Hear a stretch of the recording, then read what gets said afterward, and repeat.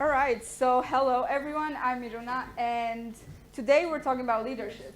So as you can already see, the quote on my first page, leaders are born, not made. Maybe some of you already heard this quote in your business books or maybe just in general. And maybe you're already starting to question it, so I'm just going to give you my breakdown of is it actually true or not really, and we'll see what conclusion we reach by the end. So when you think about the first part, do you think that I was born ready to give the speech or that I was born ready to be the president of the steering council for 2 years? Probably not. Like 3-year-old Miruna had no idea what her teenage years are gonna prepare for her. So it's already starting to be a little shaky, this quote. So when you think about the first part, born leaders, so we're all born the same with the same core values of communication, movement, behavior, all of that. So how do we get from that to actual leadership? You can't really be born with the values of a leader, but you can have a little boost from the very beginning of your life, making you a little boss baby. And that is in your education and your upbringing and the people that influence this kind of upbringing, and that's your parents, your teachers, your friends. So to give you the example of my own upbringing, my parents found great value in teaching me different foreign languages and also in putting me in different clubs and sports that taught me many important things such as teamwork, being able to communicate with others, putting myself out there with ease. And sports are a particularly important aspect of your childhood, but also of the life of a leader. You don't have to start sports when you're a child to be a leader necessarily. This is Michael Jordan. Of course, many of you may recognize him, and it's believed that he started playing basketball at 8 or 9 years old, so quite from an early age. Many of you would say that he was simply born to be an athlete, born to be a successful athlete. However, not so many would say that he was born to be a leader.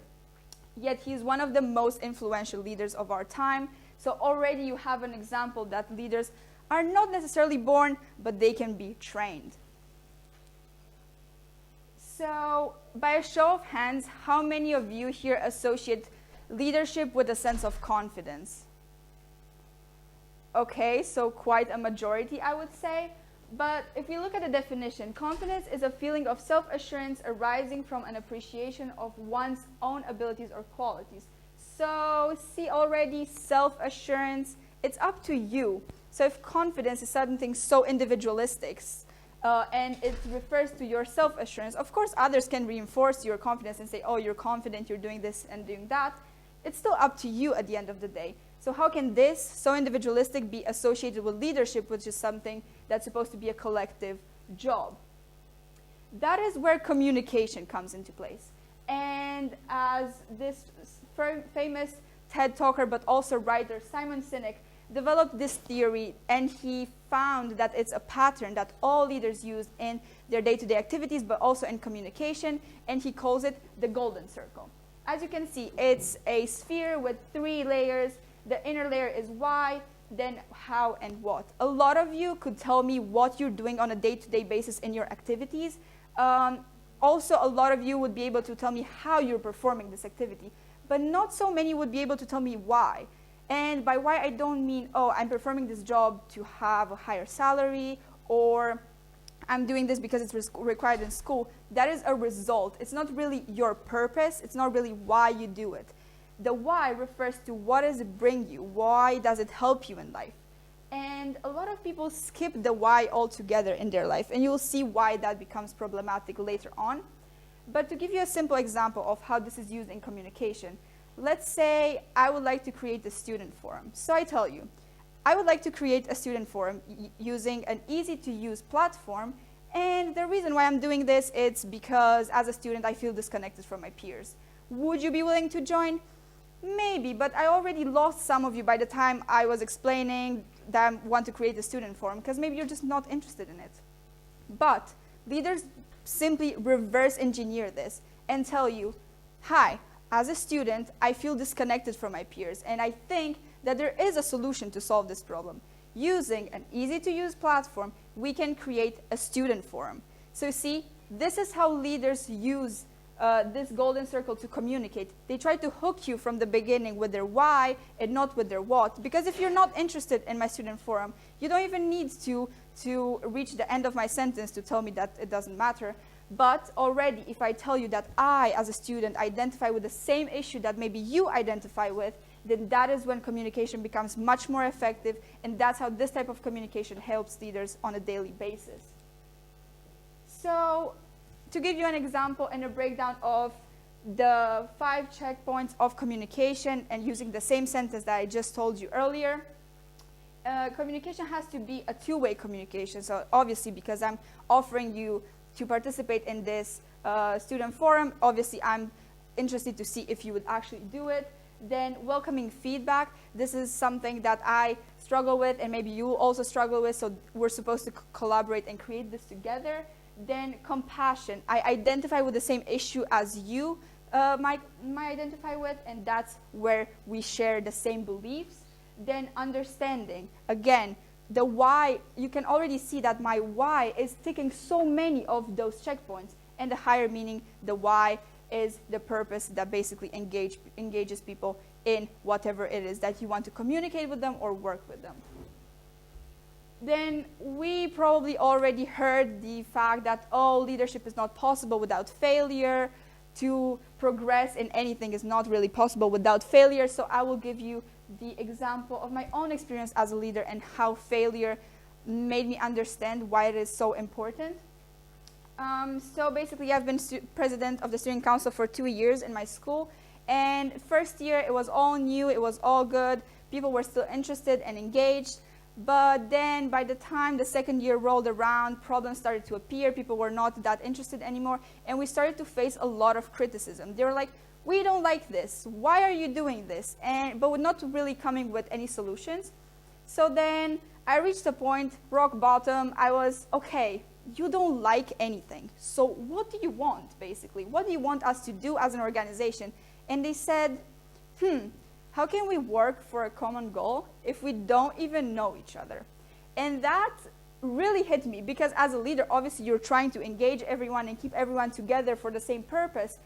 But slowly but surely, because of the pressures present in my school, from teachers, from other students, we lost grip of our why, and that was to represent students and engage them, and we moved towards the what. How many activities we're doing? How fast can we get it done? Is it pretty? Is it posted on Instagram? All that things. And slowly but surely, people were not engaged anymore. So that's when I listened and I realized an important thing that I missed as a leader, and that is human interconnection. So leadership is a collective job, not an individual one. If you don't have people there to work with you, then you cannot do anything as a leader. A leader is supposed to lead a group, not do the work by themselves. And it was really, really sad, because in an era that we live right now is basically we're at the lowest level of trust from people that we've ever been at.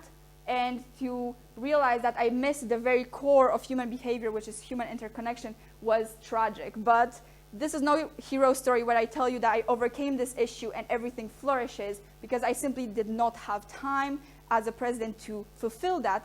However, that is a valuable lesson that as a leader, it shaped me, and it's going to help me further in my career. So we know that leaders are some super over-glorified individuals, and when we think of a leader, we think Michael Jordan, like I just said earlier, or Steve Jobs, or those names which ring you a bell because they've been on TV, they had famous businesses and all that.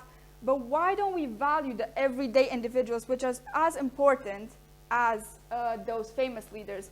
Leaders are not supposed to change the world. They're supposed to shape an understanding of an individual through small actions which leads to a big impact.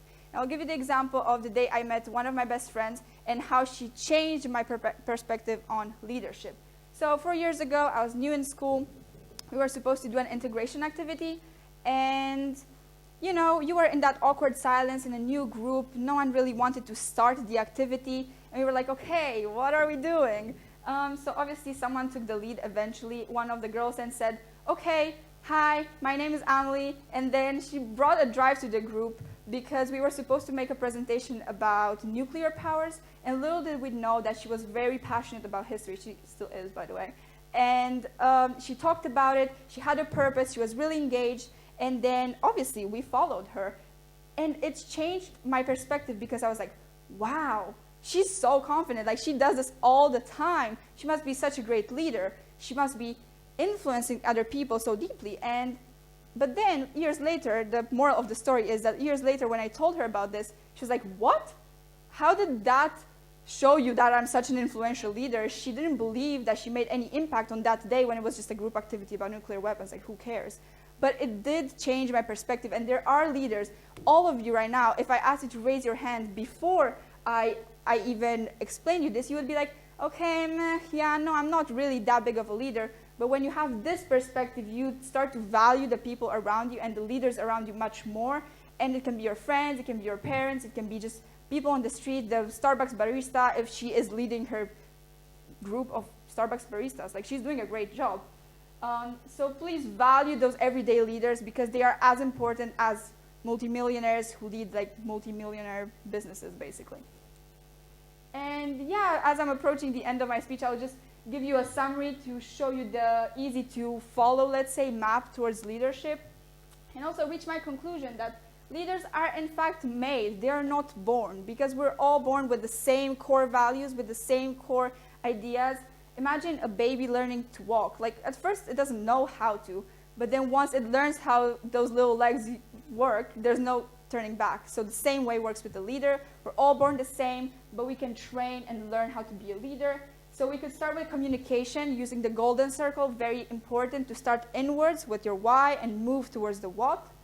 Then know your why. Obviously you saw that in effective communication, it ticks a lot of the check boxes if you know what your why is. And then struggle and learn. To struggle is basically the core of education. Education is based on people failing and trying to find systems to fix those failures or replace those mistakes. And that is why it's very important. And human connection and collaboration, you want to work with other people. That's why you're a leader. That's why you're influential. So do not forget, do not try to do everything by yourself because you cannot lead without your team. That was it. Thank you.